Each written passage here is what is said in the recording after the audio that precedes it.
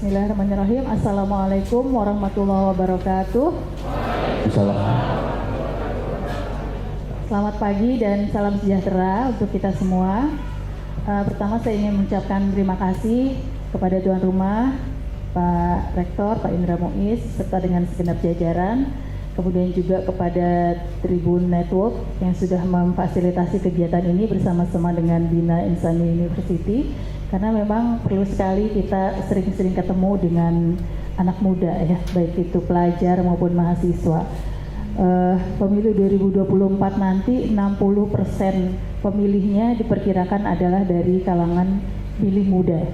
Jadi sudah tepat memang kalau kita sering melakukan sosialisasi terkait dengan kegiatan pemilu kepada generasi muda. Saya sekali lagi mengucapkan terima kasih.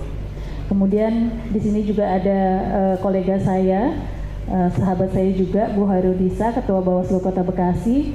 Kemudian ada Pak Taufik, Kepala Dinas Kependudukan, dan ada Pak Kabid, Bang Agus Enap, ini senior saya juga di UIN Jakarta. Adik-adik sekalian, pelajar dan juga mahasiswa Bina Insani University atau BINI. Pemilu 2024 itu sudah kurang dari 1 tahun karena akan dilaksanakan pada tanggal berapa? Sudah tahu? Ada yang tahu kapan tanggal pelaksanaan pemilu 2024? Nah, ternyata memang belum cukup tersosialisasi. Jadi kita akan melaksanakan pemilu 2024 itu pada hari Rabu tanggal 14 Februari. Bertepatan dengan hari apa? Iya. Jadi nanti bukan hari kasih sayang, tapi hari kasih suara. Iya. Buktikan komitmenmu di TPS. Nah, saya diundang di kegiatan ini tentu kaitan dengan tugas saya sebagai penyelenggara pemilu. Jadi materi yang akan saya sampaikan juga terkait dengan kepemiluan. Saya pikir generasi muda itu mayoritas ya belum terlalu paham bagaimana penyelenggaraan pemilu itu dilaksanakan oleh penyelenggara pemilu dan juga stakeholder terkait. Tadi sudah terbukti nih, tanggal penyelenggaraan pemilunya sendiri ternyata belum banyak yang mengetahui begitu, setidaknya di ruangan ini. Nah, sebenarnya sudah ada paparan bisa dilihat ya. Jadi kalau kita bicara tentang pemilu, setidaknya ada 3 hal yang perlu diketahui nih untuk beginners. Untuk pemula ada 3. Yang pertama aktornya, pemilu itu siapa saja sih aktornya. Kemudian yang kedua tahapannya, dan yang ketiga adalah sistemnya.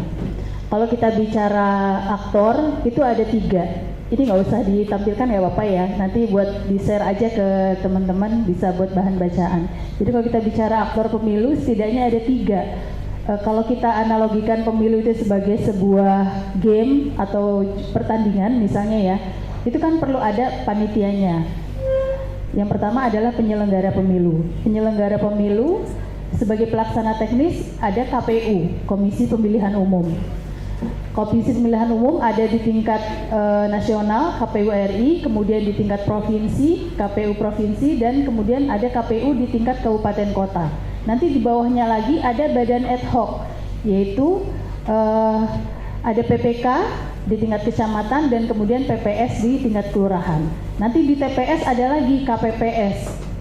Jadi sekian juta orang terlibat dalam penyelenggaraan pemilu. Satu ya, penyelenggaranya KPU. Kemudian yang kedua, untuk pengawasan ada Bawaslu. Itu sama juga strukturnya. Ada di tingkat RI, provinsi, kemudian kabupaten kota, lalu dia punya ad hoc lagi di bawahnya. Di tingkat kecamatan dan kelurahan juga ada, bahkan nanti di TPS pun ada pengawas TPS. Lalu kemudian sebagai penegak etik ada di KPP. Dia di tingkat nasional, kemudian juga ada tim pemeriksa daerah di tingkat provinsi biasanya. Kemudian aktor keduanya siapa? Tentu saja adalah peserta, pemainnya siapa? Kalau pemilihan umum, pemilihan anggota legislatif, pesertanya adalah partai politik. Dan bagaimana partai politik itu bisa menjadi peserta pemilu juga melalui proses yang panjang.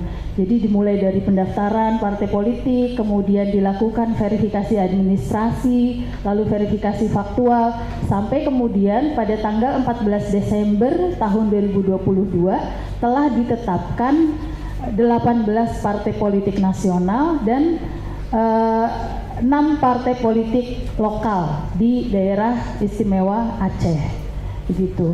Jadi nanti ditampilkan partai-partai politik apa saja yang menjadi peserta pemilu 2024 agar nanti adik-adik juga kenal partai politiknya. Nah, itu dua ya, aktor kedua peserta. Kemudian aktor ketiga adalah pemilih. Pemilih itu siapa? Pemilih adalah warga negara Republik Indonesia yang sudah atau genap berusia 17 tahun pada hari H. Nah, di sini kalau yang pelajar saya tanya, sudah berusia 17 tahun atau belum? Sudah ya? Sudah membuat KTP? Sudah. Insya Allah itu datanya juga ada dalam daftar pemilih potensial yang sekarang sedang kami coklit. Nah, kalau yang adik-adik mahasiswa mungkin rata-rata sudah di atas 17 tahun ya. Jadi, mungkin juga sudah pernah memilih. Tahun 2019 ada yang sudah pernah memilih? Belum. Berarti tahun 2024 adalah momentum pertama kali datang ke TPS untuk melakukan pencoblosan. Terus bareng dengan hari Valentine. Nah, itu tinggal ini aja dihubung-hubungkan tuh. Jadi postingan yang menarik di IG-nya masing-masing. Kemudian selain sudah berusia 17 tahun, bisa juga belum berusia 17 tahun kalau sudah menikah atau sudah pernah menikah. Oh, di sini belum ada ya yang sudah menikah ya. Masih single semua. Lalu bukan anggota TNI atau Polri. Jadi kalau anggota TNI atau Polri itu tidak punya hak untuk memilih maupun dipilih. Lalu yang ketiga juga sedang tidak dicabut hak pilihnya dengan keputusan pengadilan yang berkekuatan tetap. Jadi udah lengkap tuh ya 3 aktornya, ada penyelenggara, kemudian peserta, dan ada pemilih. Nah, di luar itu stakeholder yang terkait, pemerintah, kemudian juga masyarakat tentu berkewajiban untuk sama-sama mensukseskan penyelenggaraan pemilu. Kalau panitia itu tugasnya hanya menyelenggarakan secara berkualitas sesuai dengan standar yang ditetapkan dalam regulasi. Tapi bagaimana kualitas hasil pemilihan umumnya itu juga tergantung dari masyarakat. Pemilihnya juga harus cerdas dalam memilih.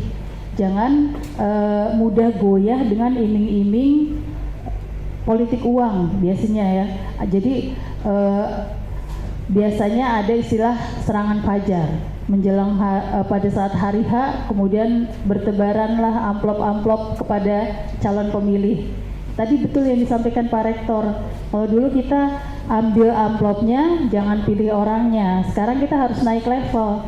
Jangan ambil amplopnya, jangan pilih orangnya, karena sudah pasti orang yang melakukan politik uang itu bukan calon pemimpin yang baik. Itu yang perlu dipahami oleh adik-adik pelajar dan mahasiswa sekalian, supaya hasil pemilu kita bukan cuma secara teknis berkualitas, tapi hasilnya juga berkualitas.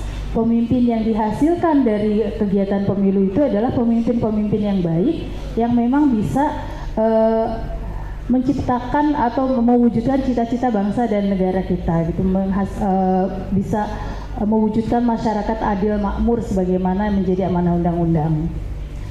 Kemudian tahapannya gimana? Nah, tahapan ini sudah dimulai pada tanggal 14 Juni tahun 2022 karena penyelenggaraan pemilu itu minimal 20 bulan sebelum hari H, sampai nanti puncaknya pada tanggal 14 Februari. Lalu ada proses kalau misalnya ada hasil yang tidak memuaskan pihak-pihak yang ada di dalamnya, bisa dimungkinkan ada sengketa, baik itu lewat Bawaslu maupun juga ke MK ya kalau sengketa hasil. Jadi ini tahapannya sudah dimulai di bulan Juni. Sekarang ini untuk tahapan pemutahiran daftar pemilih, kami punya petugas yang namanya Pantarli, Panitia Pendaftaran Pemilih.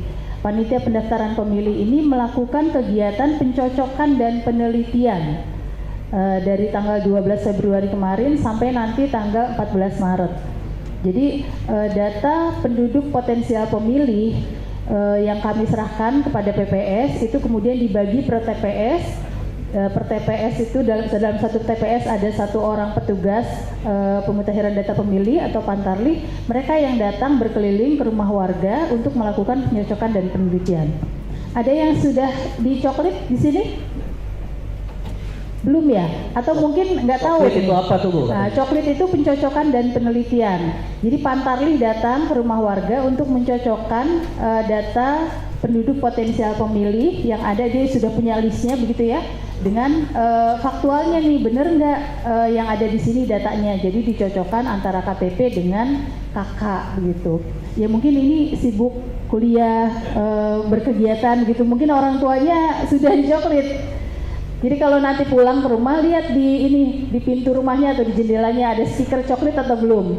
Kalau sudah ada stiker coklit, itu berarti sudah dicoklit. Iya, cuma mungkin pada saat adik-adik tidak ada di rumah gitu, yang dicoklit orang tuanya. Itu kita sedang dalam tahapan itu. Kemudian nanti di bulan Mei ya, tanggal 1 Mei itu mulai pendaftaran calon peserta pendaftaran caleg. Jadi partai politik akan mendaftarkan calegnya ke KPU sesuai dengan tingkatan ya. Kalau RI ya pendaftarannya di RI, kalau provinsi ya pendaftarannya di provinsi, kalau untuk DPRD kabupaten kota ya pendaftarannya di KPU kabupaten kota. Nah, yang sedang berjalan saat ini juga adalah verifikasi terhadap dukungan calon anggota DPD. Jadi kami kemarin baru menyelesaikan proses verifikasi faktual tahap pertama kepada syarat dukungan calon anggota DPD. Jadi kalau DPD itu ada pra pendaftaran, dia harus ngumpulin dulu dukungan. Kalau Jawa Barat itu 5.000 dukungan, kita verifikasi betul tidak dukungannya, baru nanti dia boleh mendaftar kalau sudah terbukti bahwa 5.000 dukungannya itu real begitu. Itu tahapan yang sedang berjalan saat ini. Nah, itu tadi sudah 2 ya, aktor, kemudian tahapan, dan kemudian yang ketiga adalah sistem.